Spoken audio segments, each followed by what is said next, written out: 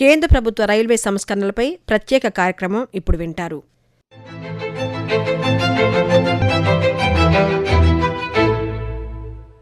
దేశ సుస్థిర సర్వతోముఖాభివృద్ధిలో రవాణా రంగం కీలక పాత్ర పోషిస్తోంది. దేశ వ్యవసాయ, పారిశ్రామిక, సామాజిక అభివృద్ధిలో రవాణా వ్యవస్థ ప్రధానమైంది. గత 10 ఏళ్లలో రవాణా రంగంలో భారత్ గణనీయమైన అభివృద్ధిని సాధించింది. దేశంలోని ప్రముఖ రవాణా సాధనాలలో రైల్వే వ్యవస్థ ప్రధానమైనది. దేశ రైల్వే వ్యవస్థ ప్రయాణికుల వస్తు రవాణాలోనే కాకుండా దేశ సమగ్రతను, సమైక్యతను పెంపొందించడంలో, విభిన్న సంస్కృతులను పరిరక్షించడంలో, పర్యాటక రంగ అభివృద్ధిలో, ప్రయాణికులను సురక్షితంగా గమ్యస్థానాలకు చేర్చడంలో ముఖ్య పాత్రను పోషిస్తోంది. భారతీయ రైల్వే వ్యవస్థ ఆసియాలో 2వ అతిపెద్ద రైల్వే వ్యవస్థగా, ప్రపంచంలో 4వ పెద్ద వ్యవస్థగా గుర్తింపు పొందింది. ప్రస్తుతం దేశంలోని ప్రతి ప్రాంతంలో విస్తరించిన రైల్వే వ్యవస్థ దేశవ్యాప్తంగా వేల సంఖ్యలో రైల్వే స్టేషన్లను కలిగి ఉంది. భారతదేశ ఆర్థిక, సామాజిక అభివృద్ధికి పునాది వేసిన ముఖ్యమైన మౌలిక సదుపాయాలలో భారతీయ రైల్వే అగ్రగామిగా నిలుస్తుంది. భారతదేశ ఆర్థిక, సామాజిక అభివృద్ధికి పునాది వేసిన ముఖ్యమైన మౌలిక సదుపాయాలలో భారతీయ రైల్వే అగ్రగామిగా నిలుస్తోంది.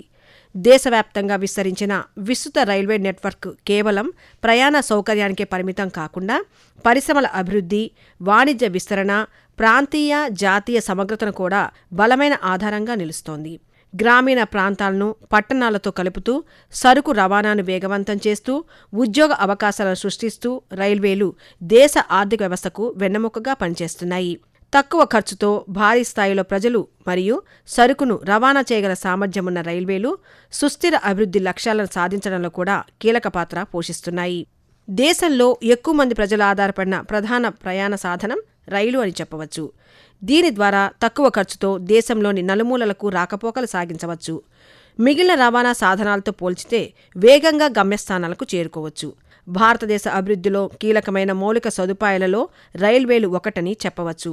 దేశవ్యాప్తంగా కోట్లాది ప్రయాణికులను, లక్షల టన్నుల సరుకును ప్రతిరోజు రవాణా చేసే భారతీయ రైల్వేలు ఇప్పుడు మరో కీలక దశలోకి అడుగుపెట్టాయి.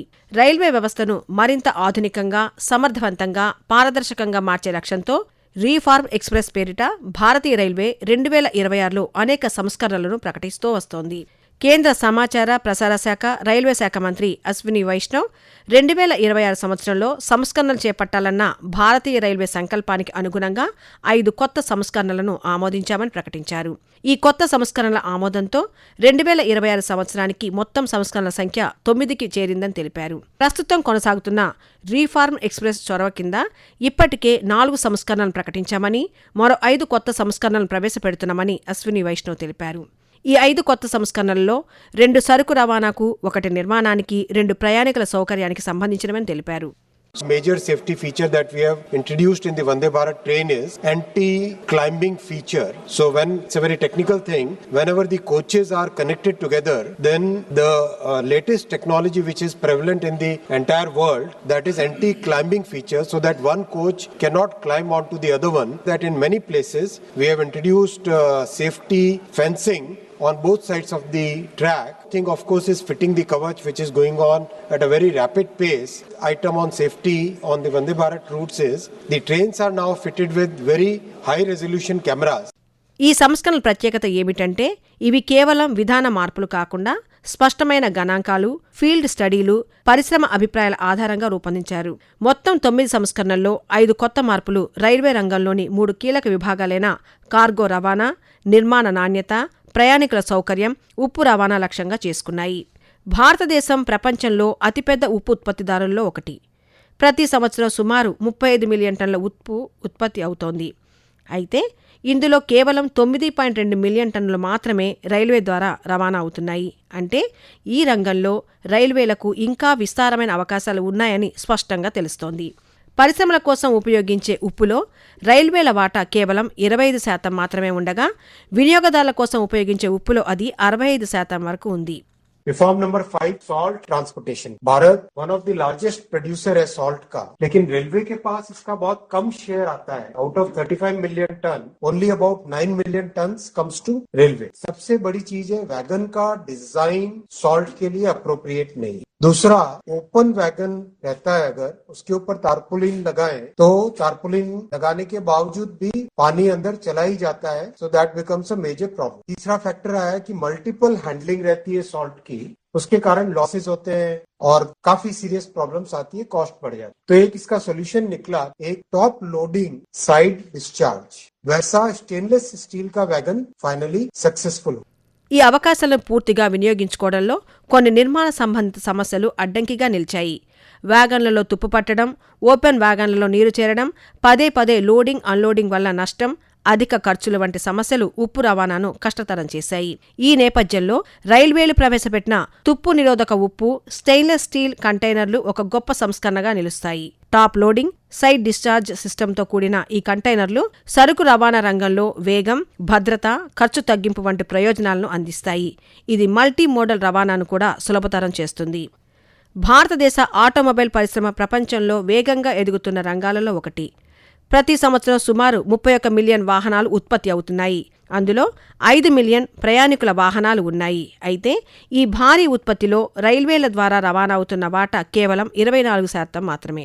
ఇది ప్రధానంగా వ్యాగన్ డిజైన్ పరిమితులు, మార్గాల్లో ఉన్న నిర్మాణ పరిమితుల వల్ల ఏర్పడిన సమస్య. ప్రస్తుతం ఉన్న వ్యాగన్లు సింగిల్ స్టాక్ లేదా డబుల్ స్టాక్ మాత్రమే అనుకూలంగా లేకపోవడం సమస్యగా మారింది. ఈ సమస్యకు పరిష్కారంగా కొత్త సంస్కరణలు ఆటోమొబైల్ పరిశ్రమకు ఊతమిస్తున్నాయి. ఇప్పుడు ఆటోమొబైల్ కంపెనీలు తమ అవసరాలకు అనుగుణంగా ప్రత్యేక వ్యాగన్లను రూపకల్పన చేసుకోవచ్చు. ఇది రైల్వే కార్గో రంగంలో విప్లవాత్మక మార్పులకు దారితీయనుంది. రోడ్డు రవాణాపై ఉన్న ఒత్తిడిని తగ్గిస్తూ భారీ స్థాయిలో వాహన రవాణాను రైల్వేల వైపు మళ్లించే అవకాశం ఉంది. रिफॉर्म नंबर 6 है ऑटोमोबाइल ट्रांसपोर्टेशन। ऑटोमोबाइल ट्रांसपोर्टेशन में आप जानते हैं कि बहुत सारे एफर्ट्स हुए अभी हाल ही में। एनएमजी जो पैसेंजर का जो कोच होता था उसको कन्वर्ट किया गया एनएमजी वैगन में और नए काफी प्रयास हुए। उन प्रयासों के बाद में जब इंडस्ट्री से और फीडबैक लिया कि वैगन का डिजाइन या तो सिंगल स्टैक के लिए होता है या डबल स्टैक के लिए होता है। दूसरा, बहुत सारे रूट्स ऐसे हैं जिसमें जो टनल का या ब्रिज का शेड्यूल ऑफ डायमेंशन को वो इन्फ्रिंज करता है, यानी उस ब्रिज में उसको जाना अलाउ नहीं है या उस टनल के थ्रू जाना अलाउ नहीं। तो उस केस में क्या करना चाहिए? तो उसमें रिफॉर्म किया कि वैगन के डिजाइन को स्टैंडर्डाइज करके और फ्रीडम दे दिया इंडस्ट्री को। तो रूट को आप लोग सेलेक्ट करो और रूट के हिसाब से अपना वैगन का डिजाइन कर, ये फ्रीडम इंडस्ट्री को दे। ये फ्रीडम देने से 2 स्पेशलाइज्ड डिजाइन आ गई, सिंगल स्टैक की और डबल स्टैक।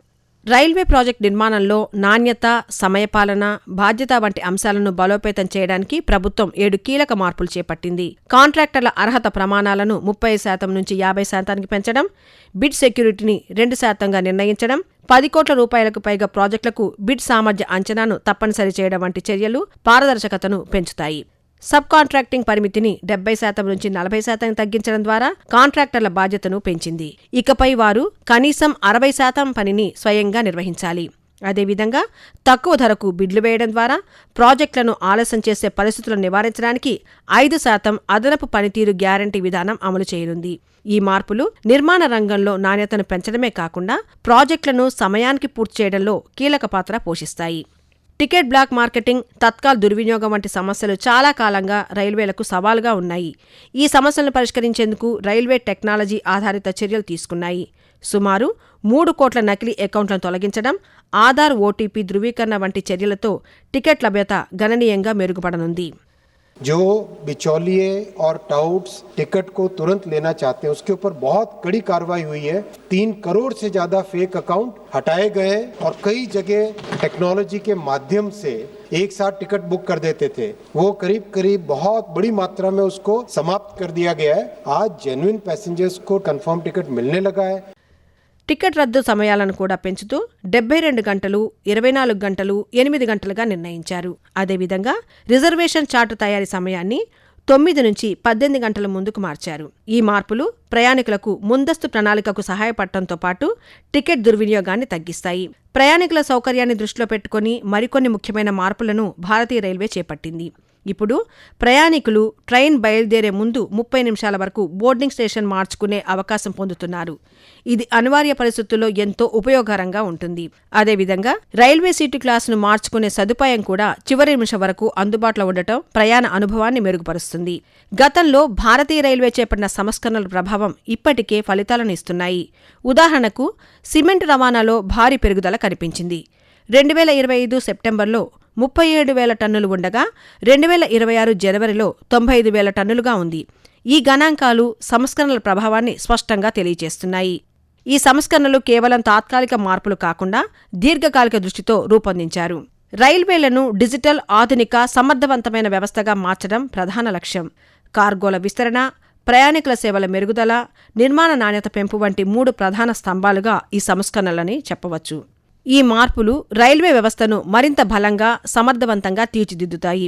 రీఫార్మ్ ఎక్స్ప్రెస్ కేవలం ఒక కార్యక్రమం కాదు, ఇది భారతీయ రైల్వేలను భవిష్యత్ అవసరాలకు సిద్ధం చేసే ఒక సమగ్ర మార్పుగా చెప్పవచ్చు. భారతీయ రైల్వేలు చేపట్టిన తాజా సంస్కరణలు దేశ మౌలిక సదుపాయాల అభివృద్ధిలో ఒక కీలక మలుపుగా నిలుస్తున్నాయి. ఉప్పు రవాణా, ఆటోమొబైల్ రంగం వంటి విభాగాలలో ఉన్న అపార అవకాశాలను సక్రమంగా వినియోగించుకోవడానికి తీసుకున్న నిర్ణయాలు రైల్వేలను కేవలం ఒక రవాణా వ్యవస్థగా కాకుండా దేశ ఆర్థిక వృద్ధికి దారితీసే శక్తివంతమైన గ్రోత్ ఇంజన్గా మార్చనున్నాయి. నిర్మాణ రంగంలో కఠిన ప్రమాణాలు, పారదర్శక టెండర్ విధానాలు, బాధ్యతను పెంచే చర్యలు రైల్వే ప్రాజెక్టుల నాణ్యతను గణనీయంగా మెరుగుపరుస్తున్నాయి. అదేవిధంగా టికెట్ వ్యవస్థలో నూతన సాంకేతికత వినియోగం, నకిలీ ఖాతాల తొలగింపు, రద్దు విధానాల్లో మార్పులు ప్రయాణికుల నమ్మకాన్ని పెంచుతూ సేవల పారదర్శకతను బలోపేతం చేస్తున్నాయి. ప్రత్యేకంగా బోర్డింగ్ స్టేషన్ మార్పు వంటి ప్రభావవంతమైన నిర్ణయాలు ప్రయాణికుల అనుభవాన్ని మరింత సౌకర్యవంతంగా మార్చుతున్నాయి. అలాగే గత సంస్కరణల ఫలితంగా సిమెంట్ రవాణాలో కనిపించిన భారీ పెరుగుదల, ఈ మార్పులు కేవలం సిద్ధాంతపరమైనవి కాకుండా క్షేత్రస్థాయిలో ఫలితాలను ఇస్తున్నాయని తెలియజేస్తుంది. మొత్తానికి రీఫార్మ్ ఎక్స్ప్రెస్ ద్వారా చేపట్టిన ఈ సమగ్ర సంస్కరణలు భారతీయ రైల్వేలను మరింత సమర్థవంతంగా, ఆధునికంగా, బాధ్యతాయుతంగా తీర్చిదిద్దే దిశగా బలమైన అడుగులు. ఇవి దేశ ఆర్థికాభివృద్ధికి ఊతమిస్తూ, పరిశ్రమల విస్తరణకు మార్గం సుగమం చేస్తూ, సాధారణ ప్రయాణికుడి ప్రయాణ ప్రమాణాలను మెరుగుపరచడంలో కీలక పాత్ర పోషించనున్నాయి. ఇలా చూస్తే భారతీయ రైల్వేలు కేవలం పట్టాలపై పరుగులు తీసే రవాణా వ్యవస్థ మాత్రమే కాదని, దేశ అభివృద్ధిని ముందుకు నడిపించే ఒక శక్తివంతమైన మార్గదర్శక వ్యవస్థగా అవతరిస్తున్నాయని చెప్పవచ్చు.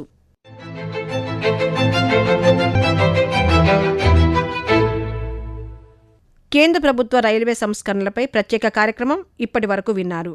రచన వై. యుగంధర్ రెడ్డి, వ్యాఖ్యానం కె. ఉమారాణి, సమర్పణ ఆకాశవాణి ప్రాంతీయ వార్తా విభాగం, విజయవాడ కేంద్రం.